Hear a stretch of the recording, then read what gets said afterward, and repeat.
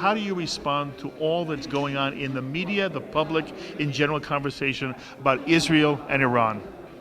Well, I am troubled by some of the loose statements and assertions that are made, which confuse people, which lead to people not knowing the reality. The reality is that we are dealing with the leading state sponsor of terror, the leading violator of human rights, supporter of Hamas, Hezbollah, and we saw in the last days what that means, the missiles flying across against the Israeli citizens, that threatens to destroy another member state of the United Nations, that threatens the United States, that is involved in terrorist activities all over South America, coming up to our border with Mexico. To understand the reality that we confront with Iran today, and think of that entity with a nuclear weapons capacity, the blackmail, the intimidation, and the whole argument about timetable is an irrelevancy. There is a difference whether the red line is when they have a bomb, is the red line when they have the capacity to make a bomb, but frankly that's for people at a higher level to decide. What we have to do is to tell people the truth. 80% of the American people, plus in a poll now, say they support the United States taking action against Iran.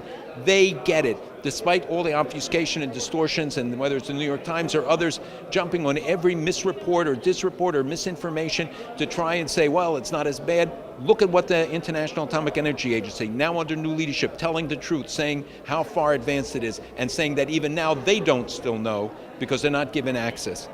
This rogue state, this terrorist state, having a nuclear capacity will change the world. You will have an arms race in the Middle East, a nuclear arms race. You will see them extending their efforts to gain hegemony in the region and to spread their vile message around the world.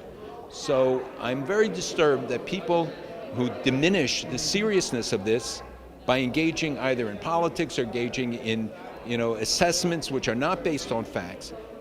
The decisions about what will be done ultimately is not going to be in the hands of us. It's in the hands of a few leaders. What is up to us is to educate the people about the serious nature of this threat. I understand it's very important that the Jewish community, especially organizations like yours, gives bipartisan support across 100%. The board. But I'm asking you, is there anything that bothers you at the moment about the way the American administration today is articulating this problem? Well, the thing that bothers me the most is that you get differing messages from different people. And when a Secretary of Defense one day says one thing and it appears to play it down, then the next day recants. And that confusion, and it's not because it's an intentional process, I think. You have to think about how the Iranians view it.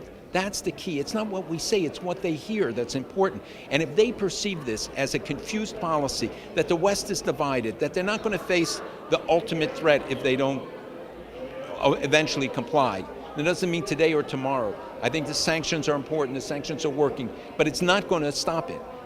And if the Iranians believe, as they do now, that the West lacks will and determination, led by the United States, they will never comply.